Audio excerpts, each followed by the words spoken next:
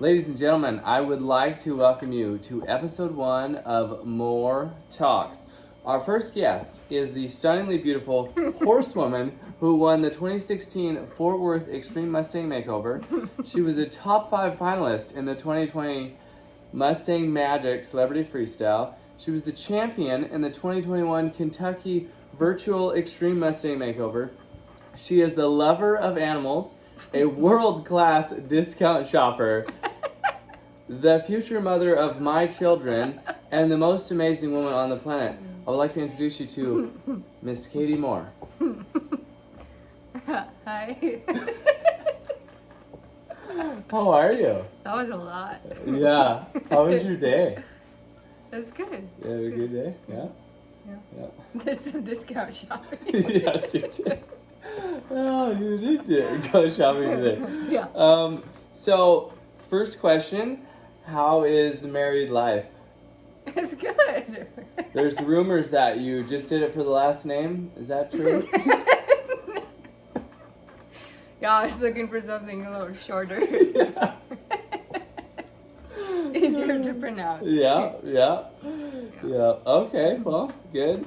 So, what's your favorite color? Ooh.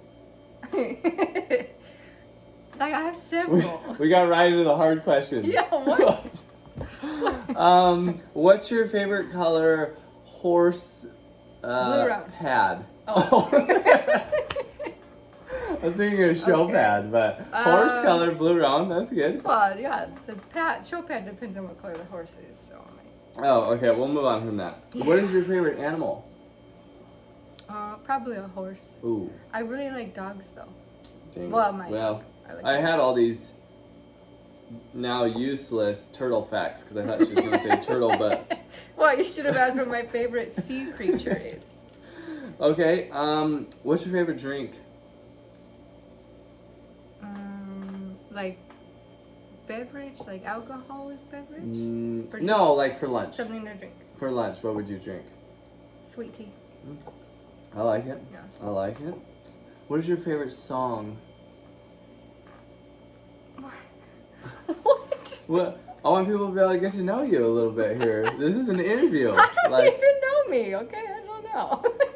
So what we're learning My is favorite song. she needs to learn about herself. Oh man. Okay, my favorite song. Ooh, Dance Monkey. That's what I thought you were going to say. I thought we knew this. Well, but I've got new songs that come up that What's your favorite season? make the list. What's your favorite holiday?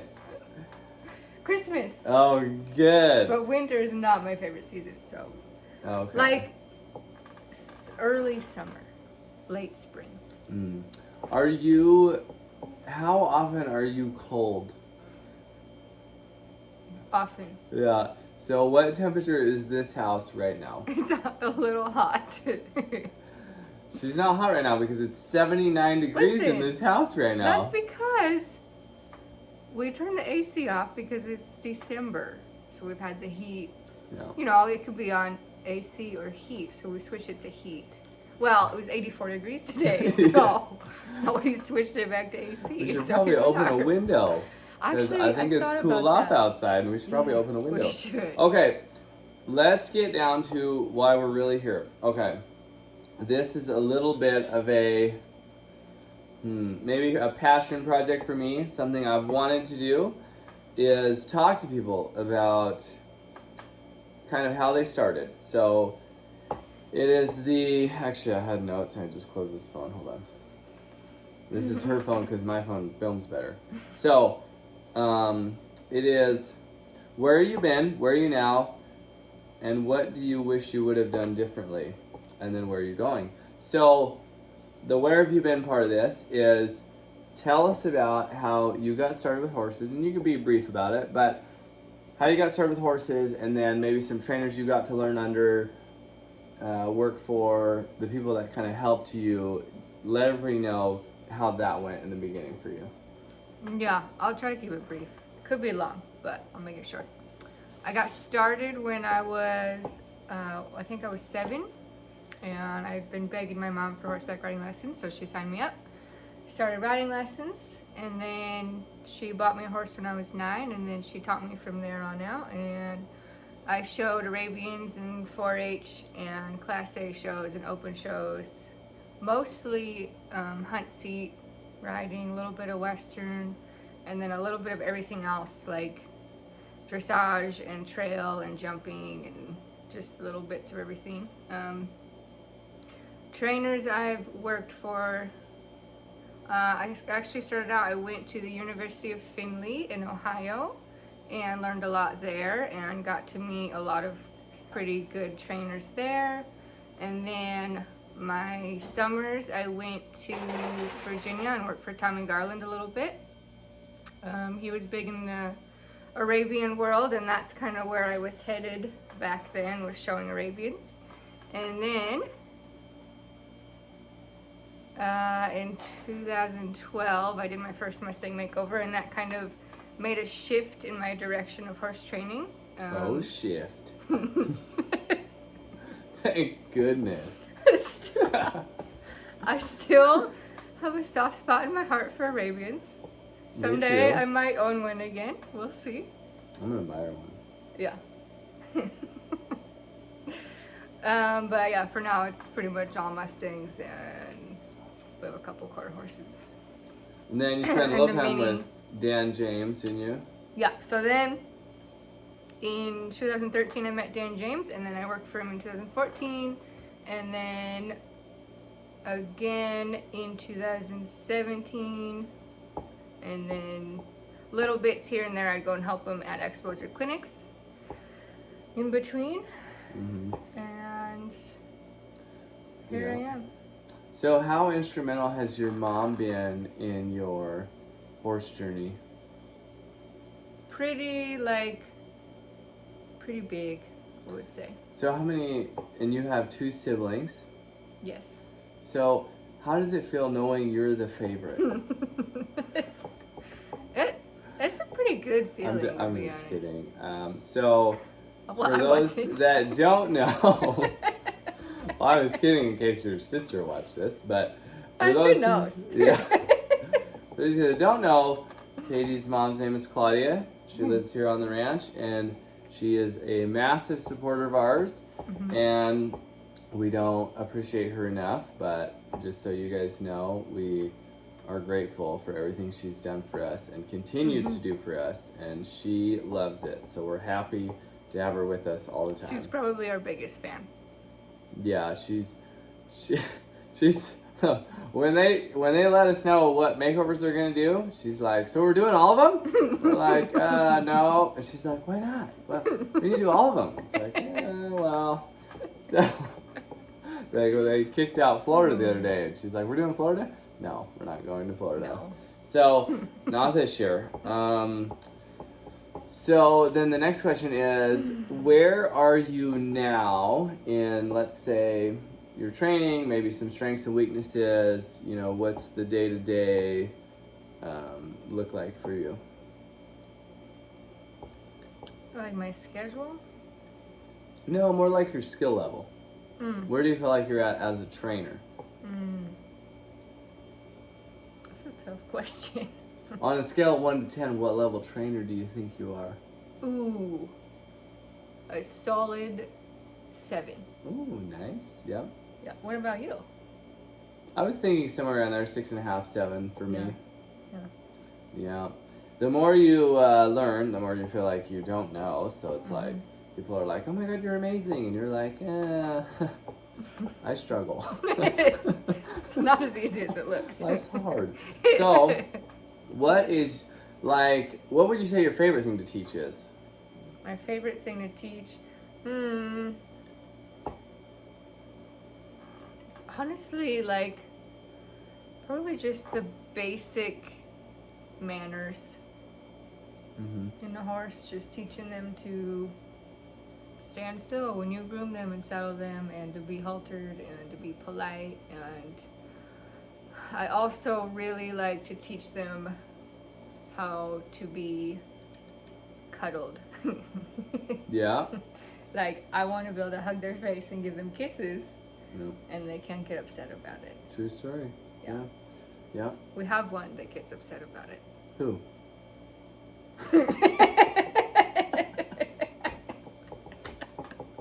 Her name is Delilah.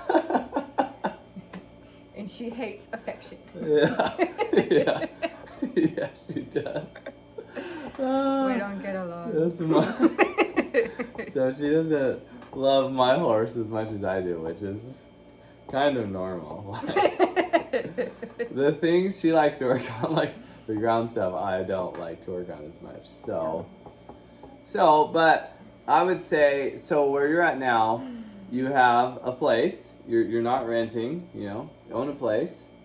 Training horses. Mm-hmm. You don't have to work for anybody. Mm-hmm. So you probably have as much work as you want most of the time. Like I would say, so I would say you've gone from, up and coming to now you're pretty well established, and you are a professional trainer. So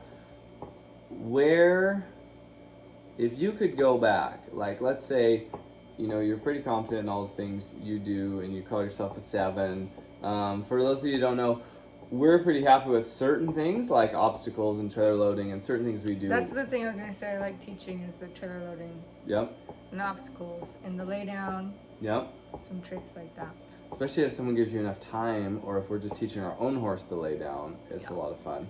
Mm-hmm. So I would say in terms of like somebody that's an up and coming trainer, they would look at you and say, you've made it. Like you're a trainer, like you're there. So if you could go back, this is the part that gets me excited.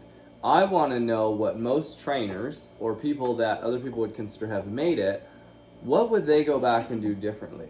So if you could go back to being 20 or 22 or young and you don't have all the responsibilities you have now, what would you do differently instead of what you did? I would spend a lot more time working for Dan James and possibly some other trainers. I would have liked to learn a lot more about the reining and work for a trainer long enough to understand how to make a reiner and go to shows and show a little bit. So when you say longer, how long? Like a year or 2, maybe 3. Total per person? Yeah. Yeah. Mm-hmm. Yeah. So one thing we've definitely realized, and this is why I like to ask people this, is if we could go back, we would spend years working under other people, because when you don't, it feels cool because you're out on your own, but it's kind of the school of hard knocks, and it's like, it's a little tough. And then when you need help, you've got to go pay for lessons, or you might only get instructions 4 times a year. Like we're trying to go to a friend of ours, Shane Kelly, who's a reiner, and get lessons. Well, sometimes he's not home, or sometimes we're too busy to make it, or whatever it may be. So there's plenty of times where we kind of wish we had more years. People that want to come work for us for 3 months, which is awesome because you can get a taste of what we do, but you don't get a lot. And we start colts, so 3 months or 4 months is enough time to see how I start a colt like several times. Like you kind of get what I'm doing. Whereas someone that makes reiners, like that takes a couple of years. So you may want to stay 2-3 years to watch that process with several horses, the whole process. So let me see. I think I had one more question about that. Where are you headed? Where would you like to go? What would be your dream day, year, week, month, whatever, that makes you want to push and do more, or maybe make an adjustment in your life to get to that? What's the dream in terms of whether it's horse training or not, or clinics or whatever it may be, going to expos, winning a world championship of something? I would like to get more back into showing more. Right now, the only main shows we've done is the EMMs and just some little local shows. But I would like to do more showing kind of on a bigger scale, hopefully. I would like to make, put a lot of time into some of our own horses to sell, some really cool horses that are very broke, can go to shows, can do some tricks, can do some liberty, that kind of stuff. Safe. Yeah, that's the big thing. It's just really safe. I would like to someday get a gypsy vanner and go to the gypsy shows. Yeah, that would be cool. That's something we've been keeping our eye out for. So if any of you guys see one you think we need, we would Preferably a blue roan with a blaze. Yeah. Mare or whatever. Or stallion. Whatever. Because I won't have a baby, so if we had a mare. Yeah. But I really do like geldings too, so I might just need one of each, to be honest. Yeah, we're gonna need a few. What would you say the EMMs have done for your training? For one, they've taught me a lot about training scared horses and wild horses, and they've taught me a lot about finding a horse's talent and working with that talent and not against it. And they have given me a name. Like, I don't think anybody would know who I was if it weren't for the EMMs, so. I also gave her a name. A little different, like, now she's got to rebuild the new name, but she's got a new one now. Do whatever she wants with it. Yeah. Yeah, the EMMs are really something for a young up-and-coming trainer or someone that would like to be a trainer. With how good you've got to get a horse in a short time frame. It's a short enough time frame that you don't lose focus and fall off, but it's long enough you do have time to accomplish all your things. So if it was a year, if you took a Mustang for a year, well, you might not start fast enough, or you might just give up, or, and if it was only a month or 6 weeks, then a lot of people wouldn't be skilled enough to get it done. And so that's where the EMMs are so cool, and we do recommend them to some people, but they're also difficult, and it takes some work ethic. And I think I've done decent in some of the EMMs more from the sheer determination than maybe skill. Like I've maybe outperformed my skill a couple times because I was just so determined, and so then I had to work to get my skill caught up to where people thought I was, because I got one horse good in a row, and that was my max. And so they've been really cool, and we enjoy them. We enjoy the people. There's a lot of good people that go to those. So yeah, we've met tons and tons of people through the EMMs, and yeah, that's where we've gotten probably most of our clients over the years. Yeah. Yeah. What do you like to teach other people? What do I like to teach other people? Yeah, like if you were gonna have a clinic and someone said, just teach whatever you want to teach, what would you come up with? I really like the groundwork, the mark training, getting a horse to do obstacles well, that kind of stuff. Trailer loading. Yeah, yeah. What appeals to you about groundwork over riding? Well, when you get into riding, especially when you're working with a group of people, the skill levels get very different. You get a lot of different skill levels that you're trying to work with. Where the groundwork, obviously some people have a really good feel and some don't, but pretty much everyone can accomplish some groundwork, where the riding is just a little trickier, I think. Yeah, yeah. Do you know what I like about riding? What? I like to sit down. I've worked for a couple farriers in the past, and their clients got to know me as the help that brought the chair.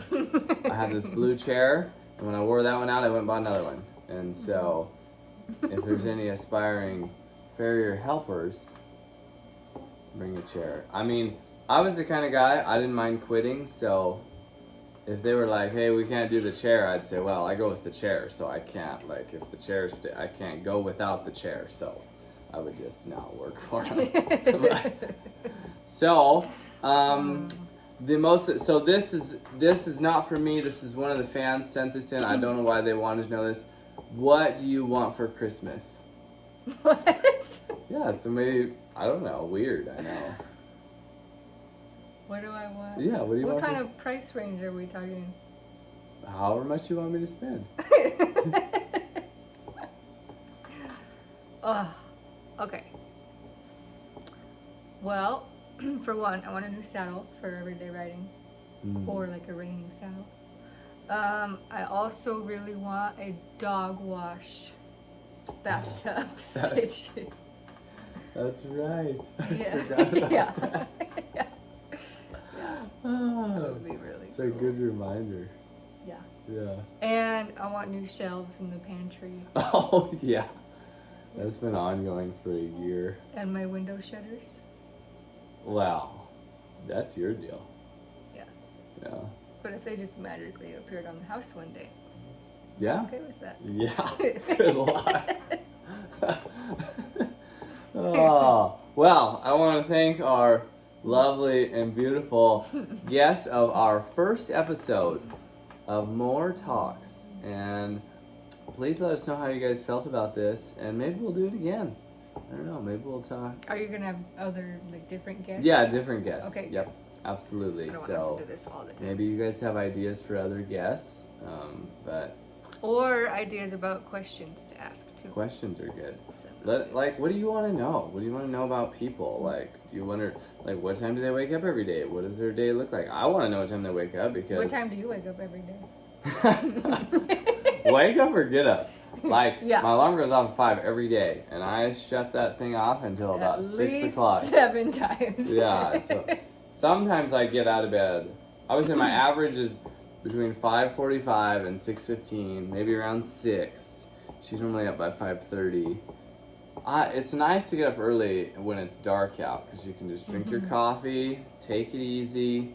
So Yeah. that is nice. I think sometimes it's interesting to know what a person's day looks like. Someone asked me the other day, like, hey, what do you do for lunch? Like, are you like grab a sandwich and keep going, or like skip lunch? Or I'm like, I would never skip lunch. And like, lunch is sacred to me. I go in the house and I take a break, and 3 hours later I go back inside. No, normally I try to get back out quicker than that, but I am pretty big on, like, I take a scheduled lunch and I take my boots off for a little bit and get my house shoes on, and so, but yeah, that's just the deal. But okay, we wrap it up. Yeah. Thank you so much. I hope you guys enjoyed this. I did, and we'll see you next time for more talks.